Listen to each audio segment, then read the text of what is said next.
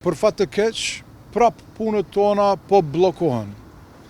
Domethënë po I bllokojmë 30.000 banor, 30.000 qytetar të kryeqytetit, me ju kriju mundësinë me kalu të sigurt prej anës të Arbërisë në qendër të kryeqytetit.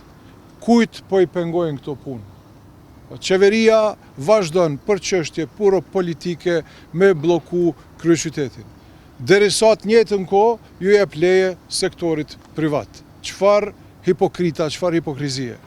Ne kemi kry projektin, kemi nda buxhetin, kemi fillu punimet, po vazhdojmë punimet me intensitet e ata vinë edhe e bllokojnë kryeqytetin në mënyrë të jashtëligjshme. Nuk do të lejoj si kryetari kryeqytetit që të bllokohen më shumë se gjys milion banor të kryeqytetit nga njerëz që janë të paaft, që nuk ja dojnë të mirën këtij qyteti, që nuk ja dojnë të mirën këtij vendi.